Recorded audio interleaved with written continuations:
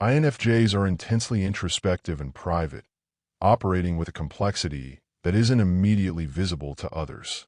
They often seem calm and composed on the outside, but beneath the surface, they're constantly processing layers of meaning, emotion, and possibilities. This duality, being emotionally intense but appearing distant or aloof, can confuse others. People might feel shut out or wonder why someone so compassionate can simultaneously seem so unreachable. Adding to the mystery is their deep idealism. INFJs tend to hold themselves and others to high moral and emotional standards. They are wired to see what could be, rather than what is, which makes them passionate visionaries, but also prone to disillusionment.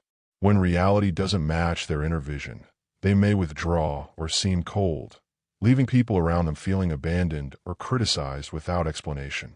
They're often unwilling or unable to fully articulate why they've pulled away, because their reasoning is so deeply rooted in intuition and abstract patterns that it defies straightforward logic. Their intuition itself can be crazy. INFJs often just know things about people or situations without being able to cite concrete evidence.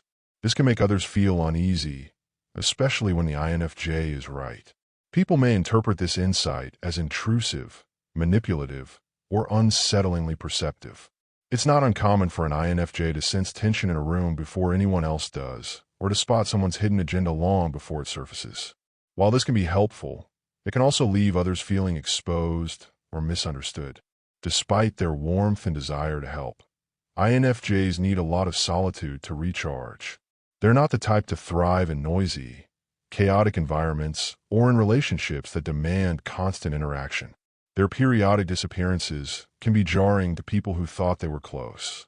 When INFJs withdraw, they often do so without warning, and when they close the door on someone emotionally, it's usually final. This emotional shutdown can be bewildering for those on the receiving end, especially because it may come after months or years of what seemed like deep, empathetic connection. They're also perfectionists, not just with their own goals but in their relationships. INFJs often seek an almost spiritual depth of connection with others, which can create pressure in friendships and romantic partnerships. If others don't match their level of emotional depth, or if they sense superficiality, INFJs may quietly begin to distance themselves or feel dissatisfied.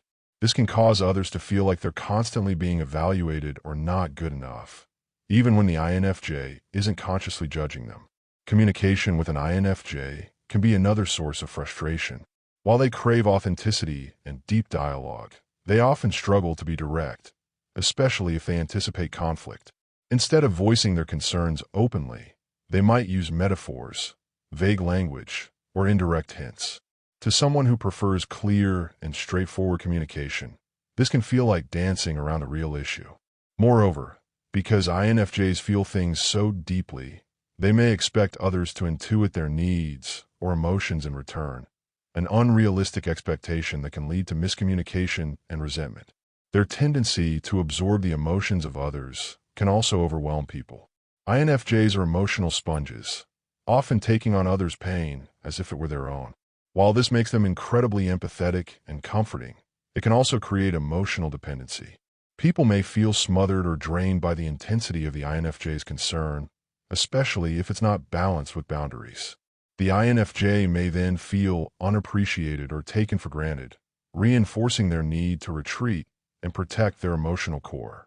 INFJs drive people crazy not because they mean to, but because they exist in a space that blends empathy with enigma, passion with privacy, and vision with vulnerability.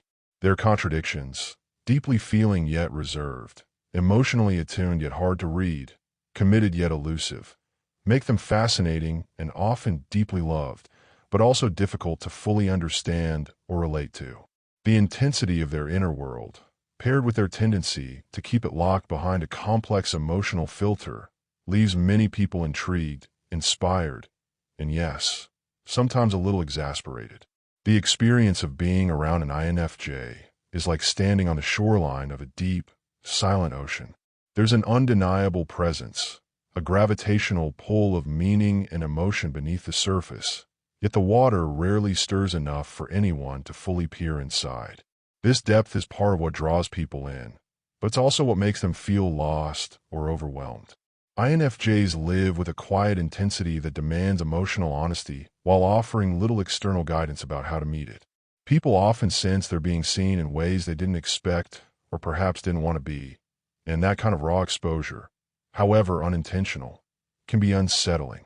What really complicates things is how INFJs navigate closeness.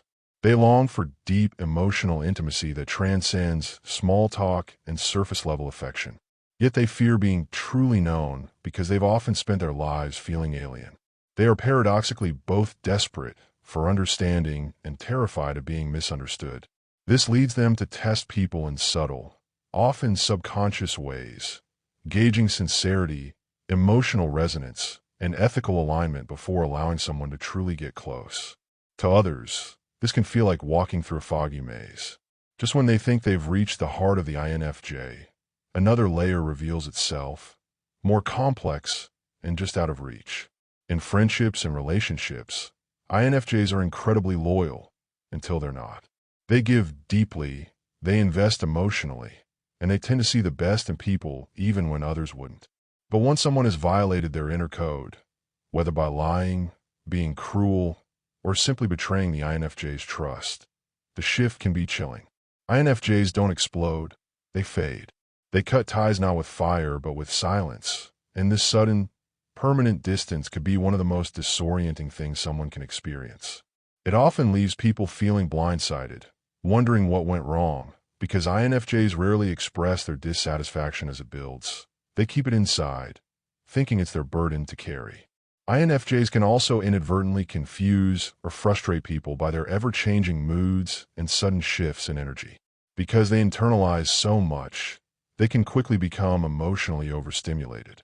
When this happens, they may shut down, become unusually quiet, or disappear for days at a time.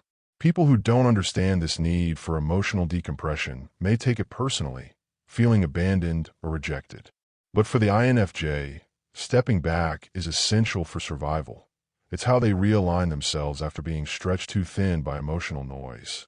Perhaps one of the most maddening things about INFJs is that even when they frustrate or confound, they do it all with an almost saint-like kindness. They rarely raise their voices. They tend to forgive quickly. They offer comfort and understanding even while internally wrestling with disappointment or confusion.